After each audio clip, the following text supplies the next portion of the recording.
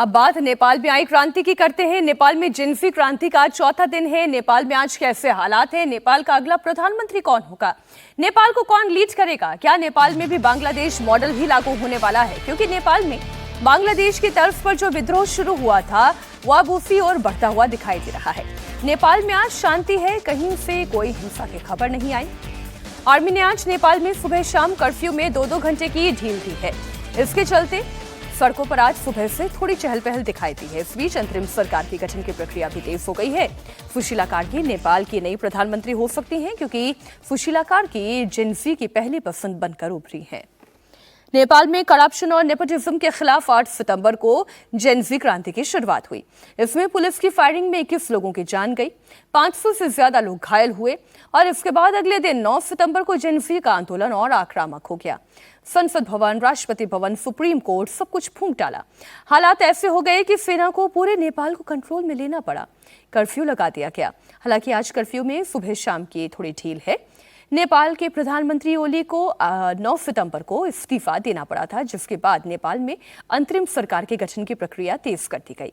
नेपाल की पूर्व chief justice Sushila Karki का प्रधानमंत्री बनना लगभग तय दिखाई दे रहा है, क्योंकि जिन्फी के साथ ही काठमांडू के मेयर बालेन शाह ने भी सुशीला कार्की के नाम पर मुहर लगा दी है।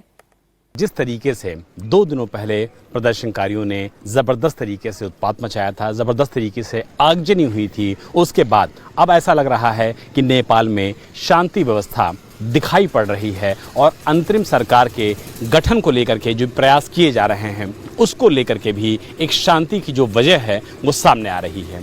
हम इस समय नेपालगंज के बॉर्डर पे मौजूद हैं और अगर आप सीधे देखेंगे तो नेपालगंज बॉर्डर में भी आपको शांति नज़र आएगी। नेपाली आर्मी जो है, इसके अलावा नेपाल के जो आर्म्ड पुलिस फोर्स के लोग हैं वो मौके पर ही खड़े हुए हैं। हालांकि जो गेट्स हैं उन गेट्स को यहाँ पर बंद कर दिया गया है। पूरी तरीके से जो कर्फ्यू की स्थिति है उसमें कुछ ना कुछ ढील जरूर दी गई है। लोग जो आ सकते हैं, जिन्हें इंडिया आना है, जिनके पास कोई वैलिड रीज़न है, या जो लोग नेपाल जाना चाहते हैं जिनके पास वैलिड रीज़न है, वहाँ के डॉक्यूमेंट हैं, आईडीज़ है, उनको पहचान पत्र देख करके फ़िलहाल छोड़ा जा रहा है। लेकिन बॉर्डर की स्थिति की बात किया जाए तो देखिए, लोग रोज़मर्रा का जो सामान होते हैं जिसमें आलू है, सब्जी है, साग है, वो सब फिलहाल लेकर के जा रहे हैं ताकि शांति व्यवस्था दोबारा एक बार स्थापित हो सके। भैया, अंदर सब्जी वगैरह की भी समस्या चल रही है क्या? नहीं, समस्या है। कहाँ रहते हैं आप लोग? नेपालगंज। नेपालगंज में महंगाई स्थिति बहुत ज़्यादा बढ़ गई क्या? उधर जो कच्चा सब्जी था वो बहुत महंगा बेच रहे हैं, तो इसलिए इधर आए थे तो सोचे आलू प्याज लेते थे। अभी क्या स्थिति है? शांति है कि नहीं है? अभी तो है, मगर फिर बढ़ भी सकता है, घट भी सकता है। बवाल माहौल शांत है, बवाल नहीं है, लेकिन आदमी अभी डर के मारे बाहर नहीं निकल रहा है। जो सरकार पहले थी, क्या उससे आप लोगों को भी नाराजगी है? बहुत नाराजगी थी सर। वो एकदम चोर था, वो इतने लोगों को मरवा दिया, इतना हादसा हो गया सर। वो सरकार है। तो क्या क्या लिया है भी आपने साग सब्जी में? सर, इसमें तेल है, थोड़ा नमकीन है घर का, ये थोड़ा बर्तन है और आलू प्याज है। तो लोग जो रोज़मर्रा का सामान है नेपालगंज में रहते हैं वो फिलहाल इंडिया भी आते हैं, क्योंकि इंडिया के साथ उनका एक पुराना रिश्ता है और मित्र देश होने के नाते जो आवागमन है इंडिया से नेपाल और नेपाल से इंडिया, वो लगातार यहाँ पर देखने को मिलता है। लेकिन जिस तरीके के हालात 2 दिन पहले थे, जिस तरीके से प्रदर्शन हुआ, आंदोलन हुआ, उसको देखते हुए ज़बरदस्त तरीके से सिक्योरिटी बिल्डअप किया गया है। जो 48 घंटे तक नेपाल जलता रहा, तबाह होता रहा। उसके बाद सबसे बड़ा चैलेंज अंतरिम सरकार के गठन को लेकर है। नेपाल का अगला प्रधानमंत्री कौन होगा? अंतरिम सरकार के मुखिया के रेस में 4 नाम थे। पहला नाम पूर्व चीफ जस्टिस सुशीला कार्की का, दूसरा नाम काठमांडू के मेयर बालेन शाह का, तीसरा नाम पूर्व क्रिकेटर सागर ढकाल और चौथा नाम धरान के मेयर हरकाज सपांग का था। जिन्फी नेपाल के सोशल मीडिया पोल के मुताबिक ऑनलाइन वोटिंग में सुशीला कार्की को 58.9%, बालेन शाह को 32.1%, सागर ढकाल को 7.1% और हरकाज सपांग को 1.8% वोट मिले हैं। शीला कार्की के नाम का प्रस्ताव लगभग 4 घंटे तक चली वर्चुअल बैठक के बाद तय किया गया। सुशीला कार्की को रेस में सबसे आगे निकलने की वजह उनका भ्रष्टाचार विरोधी चेहरा, नेपाल के किसी भी राजनीतिक दल से उनका कोई संबंध न होना। सुशीला कार्की की छवि एक निष्पक्ष और विश्वसनीय चेहरे के तौर पर बनी रही।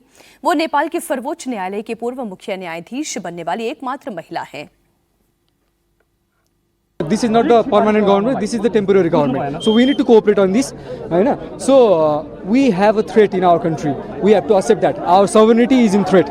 our independency is in threat. So we have to accept that. So for the sake of independency, for the sake of sovereignty, we have to protect our country. That is the reason. To protect the democracy, we have given the name of her. Nepal में Gen Z क्रांति के पीछे जिन नामों की चर्चा हो रही है उसमें एक नाम काठमांडू के मेयर बालेन शाह का भी है। बालेन शाह ने भी सुशीला कार्की के नाम पर अपनी सहमति दी है।